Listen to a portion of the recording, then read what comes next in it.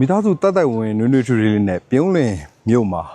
နေဖို့အတွက်အိမ်လေးတစ်လုံးရှာနေတယ်ဆိုလို့ရှိရင်ကျွန်တော်ဒီဗီဒီယိုလေးကတရောင်းတနေရာနေထောက်ကူပြုမယ်လို့မျှော်လင့်ပါတယ်ခင်ဗျာမင်္ဂလာပါကျွန်တော်တော့ကိုယ်လင်ဖြစ်ပါတယ်ခင်ဗျာ I'm sorry, but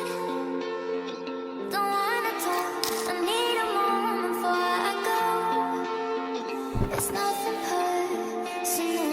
I draw the blinds. They don't need to see me cry. 'Cause even if they understand, they don't understand. So then when I'm finished, I'm all about my business and ready to save the world. I'm taking my misery, making my bitch give me everyone's favorite girl.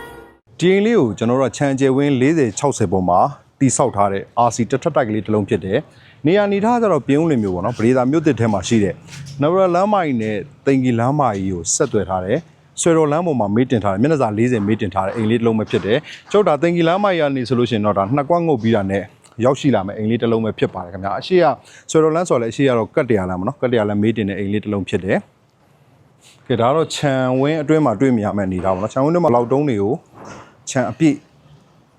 ခင်းကျင်းပေးထားတာကိုမိတ်ဆွေနေနဲ့တွေ့မြင်မှာဖြစ်တယ်ဒီထဲမှာကျွန်တော်တို့ဒါကား2စီးတော့အေးအေးလွတ်လွတ်လပ်လပ်ထိုးလို့ရမယ်ပါကင်တစ်ခုပါမယ်ဒါတော့ဒါကျွန်တော်တို့စင်ဝင်ပေါ့နော်ကားတစ်စီးစာလုံလောက်ရှိတဲ့စင်ဝင်တစ်ခုကိုလည်းထပ်မှန်ပြီးတော့တွေ့မြင်ရမှာပဲဖြစ်တယ်ခင်ဗျာကဲကျွန်တော်တို့အိမ်ထဲကိုဝင်ပြီးတော့မှကြည့်ကြည့်အောင်ခင်ဗျာဒါကျွန်တော်အိမ်ထဲကိုစဝင်သွားလိုက်ပြီဆိုရင်ဆုံးတွေ့မြင်ရမှာဒီအဲကန်းမှာဒါဟိုကျုံးတွေကိုလုံးဝအပြည့်အဝတက်ဆင်ပြီးတော့သုံးပြုတ်ပေးထားမသိရင်ကျွန်တော်တို့ကဒါတုတ်ကလေးတွေရောက်သွားစေတဲ့ခန်းစားချက်မျိုးရရှိမှာပေါ့နော်ဒီမှာဆိုလို့ရှိရင်လည်းပရင်းပေါက်တွေမှာဆိုလို့ရှိရင်တန်ပန်းတန်တကားတွေကိုအပြည့်တက်ဆင်ပေးထားတယ်ဒီဘက်ချမ်းမှာဆိုလို့ရှိရင်ဒါနံရံကဆင်လေးတွေပေါ့နော်ထည့်သွင်းပြီးတော့တက်ဆင်ပေးထားတာပဲဖြစ်တယ်ဒီမှာဆိုရင်သူကကျုံးတွေဘယ်လောက်တော့အများကြီးသုံးထားလဲဆိုတော့ဒါကျုံးစကာတင်တွေဆိုကျွန်တော်တို့ရင်စိုးလောက်ထိရှိတယ်ပေါ့နော်ကျွန်တော်ရဲ့ရင်စိုးလောက်ထိကိုမြင့်ပြီးတော့မှအသုံးပြုပေးထားတာဖြစ်တယ်ကဲဒီခန်းလေးကတော့ဒါကျွန်တော်ပထမဆုံးပြခြင်းတဲ့အခန်းလေးပါဒါလေးတော့ဒါဖျားကန်းဖြစ်ပါတယ်ခင်ဗျာကျွန်တော်ဒီလိုတဆင့်တက်ကလေးနဲ့တက်လာပြီးရင်ဖျားကန်းအလင်းဝင်ဟာကောင်းလားမကောင်းလားဆိုတော့ဒီမှာမိတ်ဆွေတို့တွေ့မြင်ရတဲ့မှန်ပရင်းအကြီးတွေပေါ့နော်မှန်ပရင်းကြီးတွေကိုတက်ဆင်ပြီးတော့အသုံးပြုပေးထားတာဖြစ်တဲ့အတွက်ကြောင့်အလင်းဝင်ကတော့အထူးတလဲပြောနေစရာကိုမလွန်ကောင်းမှုမရှိတာပဲဖြစ်တယ်ခင်ဗျာအဲဒီကနေဆက်ပြီးထွက်လာလိုက်ရင်ကျွန်တော်တို့အေကန်းရဲ့ဘေးကပ်ရမှာပေါ့နော်ဒါရိုးရိုးအိတ်ခန်းလေးတစ်ခေါက်တွေ့မြင်ရမှာဖြစ်တယ်ခင်ဗျာဒါလေးကတော့ single bedroom ပေါ့နော်ကြကြလွန်းလွန်းရှိတဲ့အသုံးပြုထားတဲ့မီးလေးတွေလိုက်ထွေးလေးတွေဆိုရင်တော်တော်ကိုဟတာပတာလေးပေါ့နော်ဒါကျွန်တော်မိသားစုတစုစာလုံးလုံးချုံချုံနွေးနွေးထွေးထွေးနဲ့ကောင်းကောင်းနေလို့ရတဲ့အိမ်လေးတစ်ခုပဲဖြစ်ပါတယ်ခင်ဗျာအဲဒီကနေပြီးတော့အနောက်ကိုဆက်သွားလိုက်ပြီဆိုဒီကျွန်တော်ဒီအဝင်ပေါ့နော်စင်ဝင်လေးကနေဝင်ပြီးရင်ဒီဘက်မှာတစ်ခန်းဒီမှာတစ်ခန်းမာစတာနှစ်ခန်းဆိုပြီးပါအောင်နော်သူကအိမ်တိမ်လုံးကစုစုပေါင်းအိမ်ခန်း3ခန်းမာစတာနှစ်ခန်းနဲ့ရိုး single bedroom တစ်ခန်းဆိုပြီးတော့ထည့်သွင်းတိစောက်ထားပြီးတော့မိတ်ဆွေနေတွေ့မြင်ရမှာပဲဖြစ်ပါတယ်ဒါဆိုလို့ရှိရင်တော့ပထမဆုံးတွေ့မြင်ရမယ့် master ပေါ့နော်တကားတွေဆိုလို့ရှိရင်လည်းကျွန်တော် hydraulic ကိုအသုံးပြုပြီးတော့အဖွင့်ပိတ်လုပ်ရတာတော်တော်အဆင်ပြေတယ်ပေါ့နော်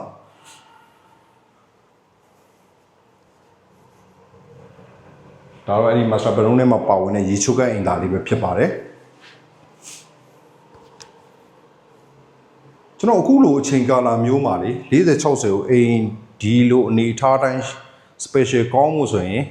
35,000ဝန်းကျင်လောက်အသုံးပြုမှရမယ်အချိန်မျိုးပေါ့နော်ဒါတော့အပေါ်မှာကျွန်တော်ပစ္စည်းထားဖို့အတွက်ကိုစတူလိုပုံစံလေးလုပ်ထားပေးတာဒီကနေလှေကားလေးနဲ့တက်သွားပစ္စည်းထားဖို့အတွက်နေရာလေးပဲဖြစ်ပါတယ်ဒါလေးကတော့ဒုတိယအနေနဲ့တွေ့မြင်ရမယ် master bedroom လေးပဲဖြစ်ပါတယ်ခင်ဗျာ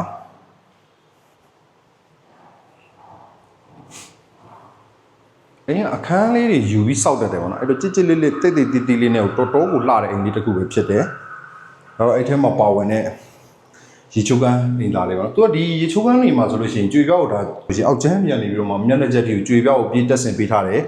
တိမ်လုံးမှာတော့ဒါကျွန်းပါကီကျွန်းကျွန်တော်ဒီကျွန်းစကာတင်တွေကိုအများကြီးအသုံးပြုပြီးတော့မှတက်ဆင်ပေးထားတာဖြစ်တဲ့အတွက်တော်တော်လေးကိုကြည့်ရပြရတာအရင်ကိုအဆင်ပြေတယ်ပေါ့နော်အဲဒီကနေဆက်ထွက်သွားလိုက်ရင် kitchen နဲ့ dining တွဲထားပြီးတာပေါ့နော်ဒီဘက်မှာတော့ kitchen ဖြစ်ပြီးတော့ဒီမှာတော့ dining area လေးဖြစ်တယ်ဒီမှာဆိုလည်းသူပရင်းတစ်ခါတွေအများကြီးပဲပါဝင်တာပေါ့နော်ဒီမှာတက်ထားတဲ့ကျွန်တော်ဒီ cabinet တွေဆိုလို့ရှိရင်ဒါကျွန်းတွေပေါ့နော်ကျွန်း cabinet တွေကိုတက်ဆင်ပြီးတော့အသုံးပြုပေးထားတာဖြစ်တယ်ခင်ဗျာကဲအဲ့ဒီမှာဘုံသုံး toilet တစ်လုံးထပ်ပြီးတော့ပါဝင်ဦးမှာပဲဖြစ်ပါတယ်